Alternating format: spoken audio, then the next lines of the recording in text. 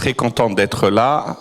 Première chose, j'avais préparé un petit mot en anglais. Et quand j'ai vu Monet m'accueillir, je dis non, il va faire le français quand même. Anglais parce que j'ai vu TEDx, donc je vais le faire en français. Et excusez les fautes d'orthographe. Donc pourquoi je suis là, pourquoi j'ai tenu à être là? Non seulement parce que Simonir et Monet m'ont invité, parce que je crois que ce sujet, c'est pas que je crois, I believe, je crois profondément que ce domaine, c'est l'un des plus critiques dans ce passage, et je voudrais aussi m'adresser à nos jeunes professeurs aussi intervenants. C'est un passage, on est dans un passage civilisationnel. Comme la civilisation avant l'industrie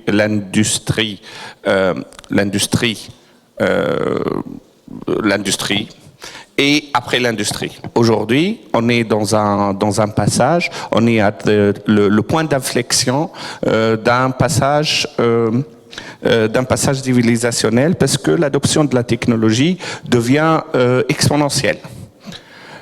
Pourquoi exponentielle? C'est simple, hein. Vous réfléchissez quand il y avait les voitures, au début du siècle, les voitures, ils avaient mis 30-35 ans à envahir un peu le monde. Après, vous avez Internet, il a mis 10-15 ans à envahir le monde.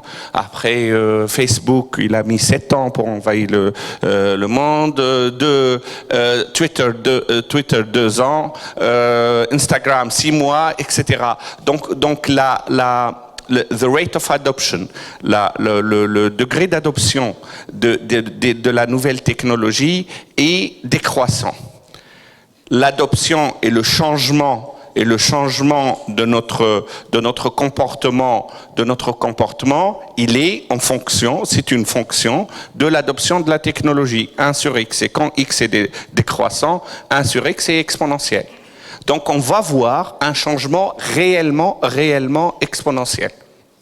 Et si on ne s'adapte pas à cette courbe exponentielle, on va continuer à adopter la technologie d'une façon graduelle, d'une façon croissante, simplement croissante. Il y a le digital gap qui va se créer et qu'on ne pourra plus le rattraper. Ce digital gap n'est pas que entre les pays développés et les pays non développés. C'est au sein même de tout pays, il y a un vrai gap. Il y a le gap des étudiants qui sont Monet tout à l'heure avait dit des digital natives, des gens qui sont nés dans le 21e siècle en descendant tout à l'heure, j'ai vu la moitié de la salle avec son mobile. Son mobile en train, ça ne veut pas dire qu'ils ne sont pas en train d'écouter ce que disait l'intervenant. Si, ils étaient en train d'écouter, mais leur façon de vivre, c'est comme les ordinateurs. Avant, nous sommes des ordinateurs des années 50, eux, ils sont des ordinateurs des années 2000. Ils processent beaucoup plus vite, ces gens-là.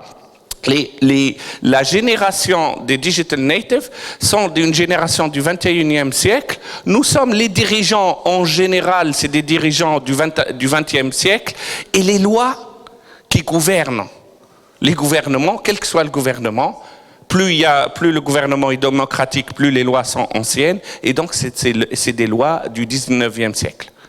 Donc il y a un vrai gap entre les jeunes et ceux qui décident pour eux.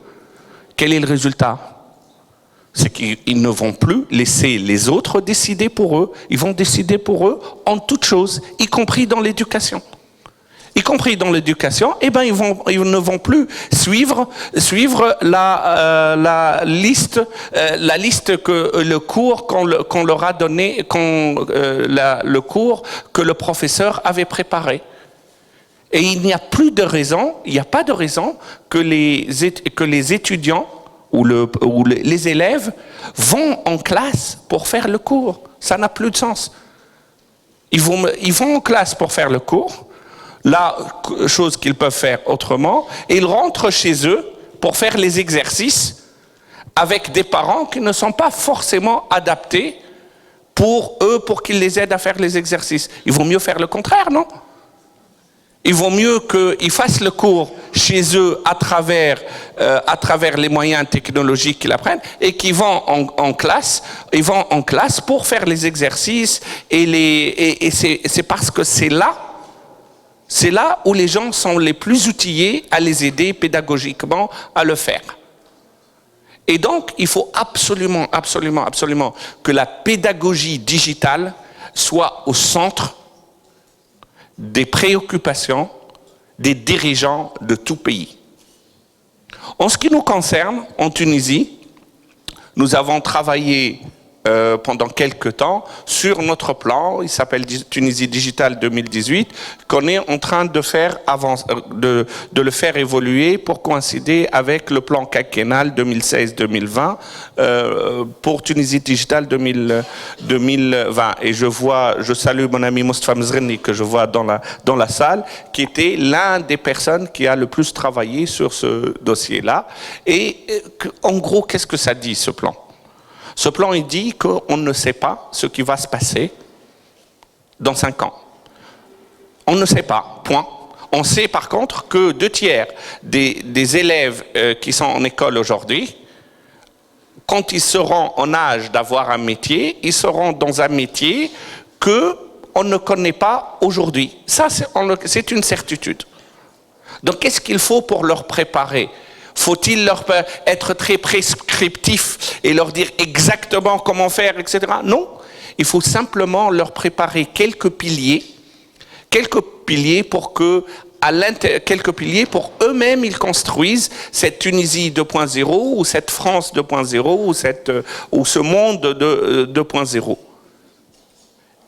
Quels sont ces piliers ? Pour nous, on a identifié 3 piliers. Et un 4e que je vous en parlerai plus tard. Le premier pilier, c'est qu'il faut connecter tout le monde.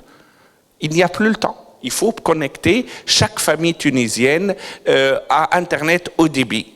Oui, bien sûr que c'est dangereux de connecter tout le monde et on peut y avoir plein de bêtises aussi à travers l'Internet. Mais ce n'est pas parce que les autoroutes sont dangereuses qu'on arrête d'utiliser les voitures. Donc il faut vraiment connecter tout le monde, high-speed Internet d'ici 2020. Ça, c'est le premier pilier. Le deuxième pilier, il faudrait absolument que nos écoles soient digitales. Et là, le sujet de ce centre, je vois Sali qui est aussi parmi les gens qui poussent dans ce sens, et il faut absolument que nos écoles deviennent digitales. Ça veut dire digital, ça ne veut pas dire avoir des tablettes et c'est tout. Il y a le contenu, il y a la pédagogie numérique là-dedans. Il y a toute la partie gestion de changement, formation de nos 200 000 professeurs et instituteurs. Ça, c'est le deuxième pilier. Le troisième pilier, il faut enlever ce poison qui s'appelle le papier dans l'administration. C'est un poison. C'est un poison pour l'économie. C'est un poison pour la transparence. C'est un poison pour la bonne gouvernance. Il faut absolument avoir un gouvernement sans papier d'ici 2020.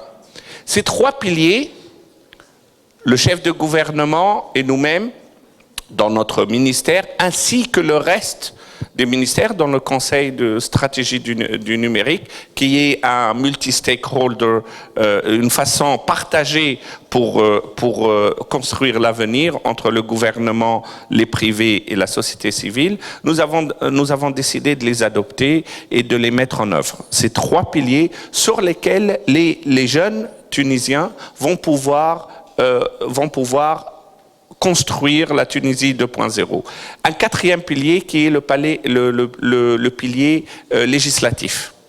Législatif parce que les lois qui gouvernent l'infrastructure physique, comment on crée un pont, comment on fait un appel d'offres pour un pont qui coûte des milliards et beaucoup d'argent et beaucoup de temps, ne doit pas être la même chose que comment on crée un MOOC, par exemple. C'est pas le même monde. C'est pas du tout le même monde. Eh ben, on va continuer à faire le développement standard et l'économie standard, etc. Mais ça va prendre du temps. On va faire évoluer l'administration, on va faire tout ça, mais ça va prendre du temps. Et je ne suis pas sûr qu'on a ce temps. Donc, qu'est-ce qu'il faut faire ? Il faut vraiment faire une ligne fast track Si Mounet pourrait me dire fast track en français, je le dirais volontiers en français.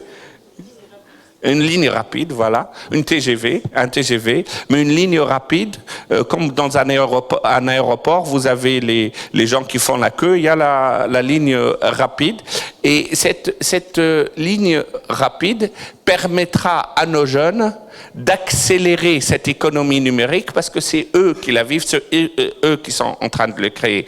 Mais il ne suffit pas de faire que ces quatre événements, on me dit qu'il faut aller vite, ces quatre piliers, il faut aider quelques zones de développement. Alors, les zones de développement ou les areas of development, les axes de développement d'innovation qu'on a décidé de faire, Internet of Things et les Smart Cities. Ça, c'est un axe de développement sur lequel on est en train de faire. Numéro 2, la partie créative, économie créative, qui est la convergence entre le cinéma, l'industrie du jeu, etc. 3, les MOOCs et la pédagogie numérique. 4, la cryptocurrency. Parce que bon, le monde va changer, la manière de changer l'argent va changer, de transférer la confiance, parce que l'argent n'est qu'un moyen de transférer une certaine confiance. Et 5, l'écosystème d'innovation. Voilà ce qu'on est en train de faire. J'espère que je n'étais pas long, mais j'ai insisté pour venir, pour vous dire ces quelques lignes, ces quelques directives, pour vous dire que nous sommes là pour assurer que la Tunisie 2.0 soit créée. Elle sera créée avec les digital natives, avec l'expérience des gens comme nous tous. Je vous remercie.